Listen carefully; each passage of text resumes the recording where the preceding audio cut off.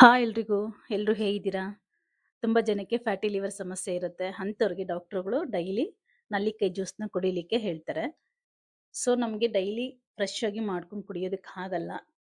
Time ಸಿಗಲ್ಲ. Time ಇದ್ರೂ ನಮಗೆ ಮೂಡ್ ಇರಲ್ಲ. ಸೊ, ಅಂಥವ್ರಿಗೋಸ್ಕರ ಈಸಿಯಾಗಿ ಈ ರೀತಿ ಮಾಡಿ ಇಟ್ಕೊಂಡ್ರೆ ನಾವು ಆರಾಮಾಗಿ ಡೈಲಿ ನಲ್ಲಿಕಾಯಿ ಜ್ಯೂಸ್‌ನ ಕುಡಿಬೋದು.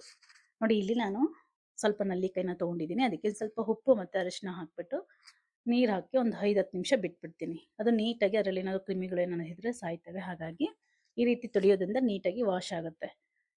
ಈ ರೀತಿ ಒಂದ್ಸಲ ಕಲಿಸ್ಬಿಟ್ಟು ಒಂದು 5ರಿಂದ 10 ನಿಮಿಷ ಬಿಟ್ಟು ನಂತರ ನಾವು ಇದನ್ನ ತೊಳ್ಕೊಳ್ಳೋದ್ರಿಂದ ನಲ್ಲಿಕಾಯಿ ಸಹ ನೀಟಾಗಿ ಫ್ರೆಶ್ ಆಗುತ್ತೆ, ಕ್ಲೀನ್ ಆಗುತ್ತೆ. ಈಗ ನೋಡಿ ಒಂದು 5-10 ನಿಮಿಷ ಆಗಿದೆ. ಈಗ ಒಂದೊಂದನ್ನೇ ನೀಟಾಗಿ ತೊಳ್ಕೊಂಡು ಮತ್ತೆ ಇದನ್ನ ಒಂದು 2ರಿಂದ 3 ಸಲ ಬೇರೆ ನೀರಲ್ಲಿ ತೊಳ್ಕೊಬೇಕಾಗತ್ತೆ. ಒಂದ್ಸಲ ಸ್ವಲ್ಪ ಟೈಮ್ ಕೊಟ್ಟು ನಾವು ಈ ರೀತಿ ಮಾಡಿಟ್ಕೊಂಡ್ರೆ ಡೈಲಿ ನಮಗೆ ನಲ್ಲಿಕಾಯಿ ಜ್ಯೂಸು ಆರಾಮಾಗಿ ಕುಡಿಬೋದು. ನೋಡಿ ಈ ರೀತಿ ತೊಳ್ಕೊಂಬಂದಿದ್ದೀನಿ. ತೊಳೆದ್ಬಿಟ್ಟು ಈ ರೀತಿ ಹಚ್ಚಿಟ್ಕೊಂಡಿದ್ದೀನಿ. 2 ನಲ್ಲಿಕಾಯಿಗೆ ಈ ರೀತಿ 1 ಇಂಚಾಗಷ್ಟು ಶುಂಠಿನ ಹಾಕ್ಕೋಬೇಕಾಗತ್ತೆ. ಶುಂಠಿ ಹಾಕ್ಕೊಳ್ಳೋದ್ರಿಂದ ಜೀರ್ಣಶಕ್ತಿನೂ ಚೆನ್ನಾಗಾಗುತ್ತೆ. ಹಾಗೆ ಹೆಲ್ತ್‌ಗೂ ಕೂಡ ಡೈಲಿ ಒಂದು ಸ್ವಲ್ಪ ಶುಂಠಿ ತಿನ್ನೋದ್ರಿಂದ ಒಳ್ಳೇದು ಅಂತ ಹೇಳ್ತಾರೆ. ಹಾಗಾಗಿ 2 ನಲ್ಲಿಕಾಯಿಗೆ 1 ಇಂಚು ಶುಂಠಿ ಆದರೆ ಸಾಕಾಗುತ್ತೆ. ಸೊ, ಹಾಗಾಗಿ ನಾನು ಇಷ್ಟು ನಲ್ಲಿಕಾಯಿಗೆ ಎಷ್ಟು ಬೇಕಾಗುತ್ತೋ ಅಷ್ಟನ್ನ ಶುಂಠಿನ ತಗೊಂಡಿದ್ದೀನಿ.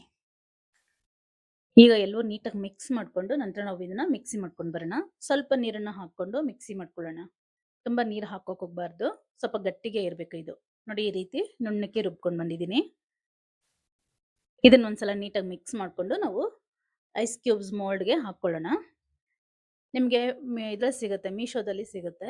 ಈ ರೀತಿ ಸಿಲಿಕಾನ್‌ದು. ಇದು ಪ್ಲಾಸ್ಟಿಕ್ ಅಲ್ಲ, ಸಿಲಿಕಾನು. ಈ ತರ ಇದ್ರೆ ನಮಗೆ ಐಸ್ ಕ್ಯೂಬ್ಸ್ ಹೊರಗಡೆ ತಗೊಳ್ಳೋಕೆ ಈಸಿ ಆಗುತ್ತೆ. ಈ ತರದೊಂದು ಮೋಲ್ಡ್‌ಗೆ ಹಾಕೊಂಡು ಫ್ರೀಜಲ್ಲಿ ಇಟ್ಕೊಂಡ್ರೆ ನಾವು ಡೈಲಿ 2 ಕ್ಯೂಬ್ಸ್‌ನ ಹಾಕೊಂಡ್ರೆ ಸಾಕಾಗುತ್ತೆ. ಒಂದು ಗ್ಲಾಸ್‌ಗೆ 2 ಕ್ಯೂಬ್ಸ್ ಲೆಕ್ಕ ಹಾಕೋಬೇಕಾಗತ್ತೆ.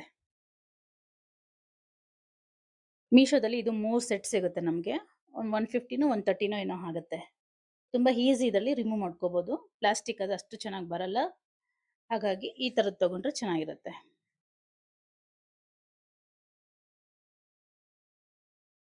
ಈ ರೀತಿ ಪ್ಯಾಕ್ ಮಾಡಿ ಫ್ರೀಜರ್ ಅಲ್ಲಿ ಇಟ್ಕೋಬೇಕಾಗತ್ತೆ ನಾವು.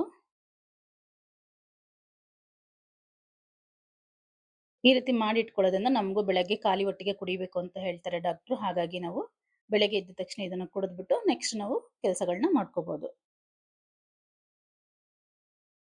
ಡೈಲಿ 2 ಕ್ಯೂಬ್ಸ್‌ನ ಹಾಕೊಂಡು ಇದಕ್ಕೆ ಬಿಸಿನೀರು ಹಾಕೋಬೇಕಾಗುತ್ತೆ. ಆಲ್ರೆಡಿ ನಾವು ಐಸ್ ಕ್ಯೂಬ್ಸ್ ಹಾಕೋದ್ರಿಂದ ಸ್ವಲ್ಪ ಬಿಸಿ ಇರುವಂತ ನೀರನ್ನ ಹಾಕೊಂಡು ನಿಮ್ಗೆ ಇಷ್ಟ ಆದ್ರೆ ಹೀಗೆ ಕುಡಿಬಹುದು. ಇಲ್ಲ ಸ್ವಲ್ಪ ಕಹಿ ಅನ್ಸುತ್ತೆ ಅನ್ನೋದಾದ್ರೆ 1 ಸ್ಪೂನ್ ಹನಿನ ಹಾಕೊಂಡು ಕುಡಿಬಹುದು.